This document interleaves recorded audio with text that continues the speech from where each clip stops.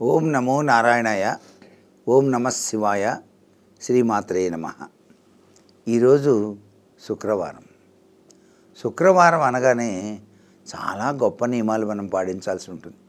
కారణం ఏంటంటే తెల్లవారక ముందే నిద్ర లేవటం, ఇంటి ముంగిట చక్కగా ఊడ్చి ఆవు పేడతో చేసినటువంటి నీటిని కలిపి చక్కగా కలాపి చల్లటం, చక్కటి ముగ్గులు వేయటం, గడపను అంటే సింహద్వారపు గడపను చక్కగా తుడిచి దానికి పసుపు రాసి దానిపైన కుంకుమ బొట్లు పెట్టడం.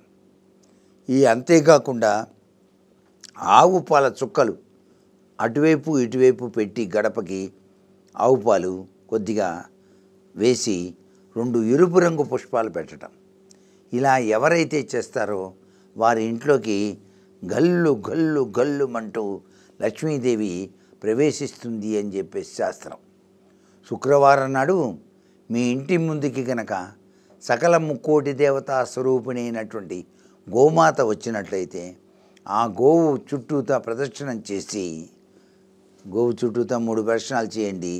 తోక భాగం వద్ద పసుపు కుంకుమ చక్కగా అలంకరించి ఆ తోక దగ్గర నిలబడి లక్ష్మీ అష్టోత్తరం కూడా మనసులో చదువుకొని పువ్వులతో అర్చించి ఆవుకు చక్కటి ఆహారాన్ని తినిపించాలి.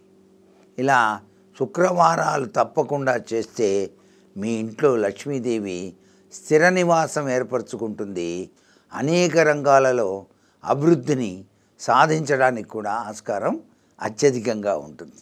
అందుకనే మహాలక్ష్మీదేవి యొక్క దివ్యమంగళ తత్వం ప్రతి ఇంటా కూడా విరాజిల్లాలంటే గోమాత సేవ చేసుకోవాలి, పునీతులం కావాలి. అంతేకాకుండా విష్ణుమూర్తికి ప్రీతికరమైనటువంటి తులసి మాలికను విష్ణుమూర్తికి సమర్పించి అమ్మవారికి ప్రీతికరమైనటువంటి కలువ పుష్పం లేక పద్మపుష్పాన్ని అమ్మవారికి సమర్పించాలి. అలా పద్మపుష్పాలు దొరకట్లేదన్నప్పుడు పద్మపూసల మాల అని చెప్పేసి ఉంటుంది. ఆ పూసల మాల ఇలాగే ఉంటుంది.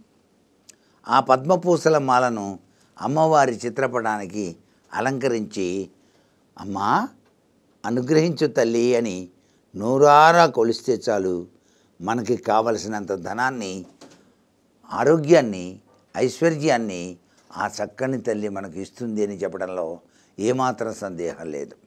లక్ష్మి అంటే కేవలం ఒక డబ్బే కాదండి.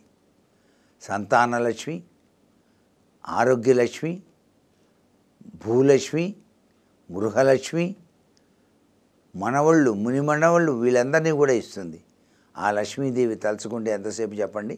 అందుచేత లక్ష్మీదేవి యొక్క దివ్యవంతమైన అనుగ్రహ కరుణాకటాక్ష వీక్షణాల కోసం శుక్రవారం నాడు ఇంటిలో 5 ఒత్తులది వేసి దీపారాధన చేయాలి. నువ్వుల నూనెతో దీపారాధన చేసి అమ్మవారికి ప్రీతికరమైనటువంటి పొంగలి నైవేద్యంగా సమర్పిస్తే ఆ ఇంట్లో ఆర్థిక సమస్యలు అనేటువంటివి రానే రావు అనే విషయాన్ని బాగా గుర్తుపెట్టుకోండి ప్రతి ఒక్కరూ కూడా.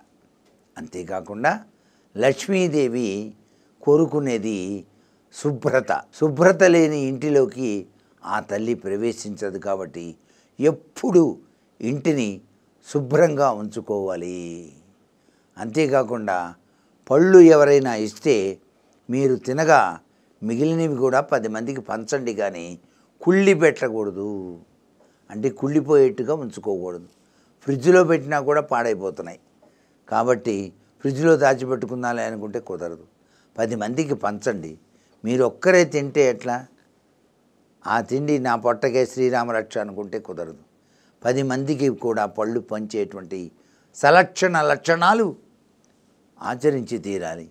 అట్లాగే రాత్రిపూట నిద్రపోయేటప్పుడు శుక్రవారం నాడు సింకులో ఎంగిలి కంచాలు, ఎంగిలి గ్లాసులు, అన్నం తినిన కంచాలు ఇవన్నీ సింకులో పడవేయకండి. అలా పడివేస్తే మీ ఇంట్లోకి దరిద్ర దేవత ప్రవేశిస్తుంది అనే విషయాన్ని కూడా గుర్తుపెట్టుకుంటారు కదా. అందుచేత పరిపూర్ణవంతమైనటువంటి లక్ష్మీ అనుగ్రహానికి పాత్రలమై తరించడానికి శుక్రవారం సద్వినియోగం చేసుకుందామా మరి? సర్వే జనా సుఖినో భవంతు.